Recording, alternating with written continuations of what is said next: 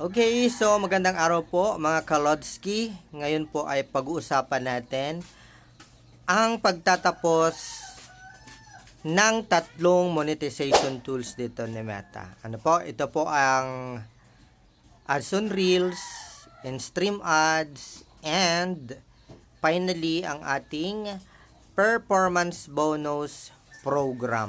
Ito po ay magtatapos na sa August 31, 2025. Okay, so malinaw po yan na in-announce po ni Meta.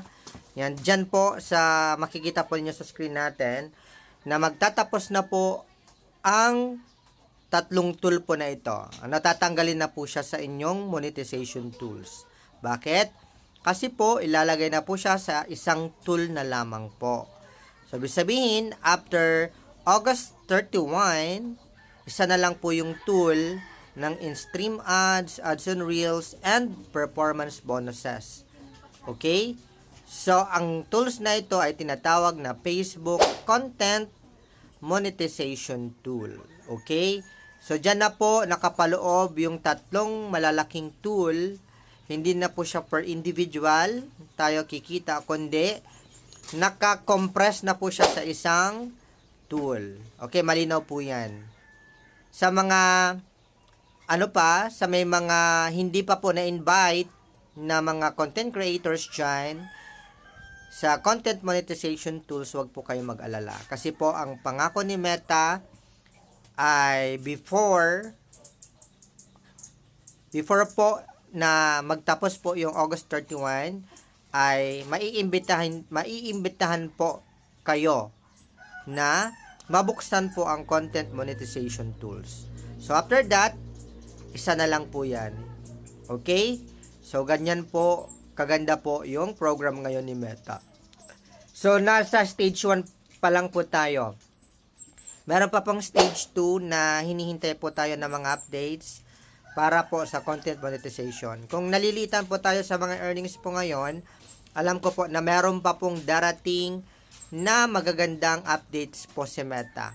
Huwag po kayo mag-alala kasi the best is yet to come. Okay? So, huwag po kayo mag-alala ha.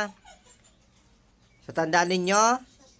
So, meron pa tayong pagkakataon na maimbitahan ni Meta sa loob ng 4 na buwan. Okay? So, huwag po kayo mag-alala.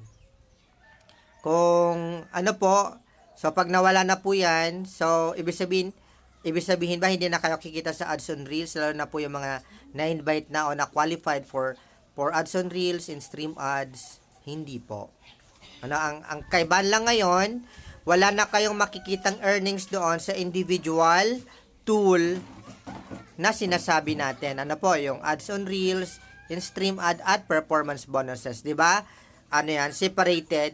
Pero kung hindi pa kayo na-invite po diyan, of course may makikita pa kayo diyan ng mga earnings. Pero kapag na-invite na kayo, hindi nyo na po makikita sa individual tool na nabanggit po natin ang mga earnings po ninyo. Makikita nyo na po siya dito lang sa Facebook Content Monetization Tool.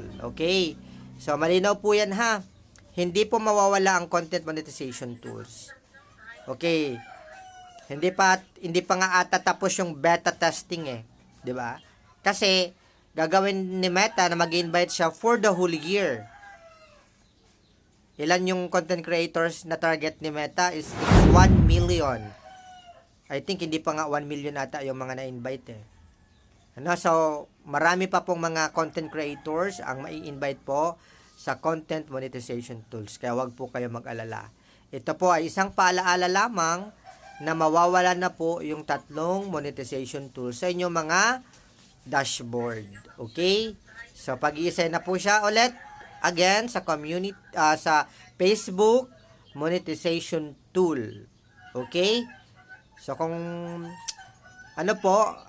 gusto niya pong maging updated po sa mga iba pang balita po tungkol po sa Meta, activities, projects, and etc., please follow. Paki-like na din ito, paki-share na din po sa ibang mga baguhan na content creator. Na syempre, malaman po nila yung mga updates na katulad nito. So, maraming salamat guys. Peace out.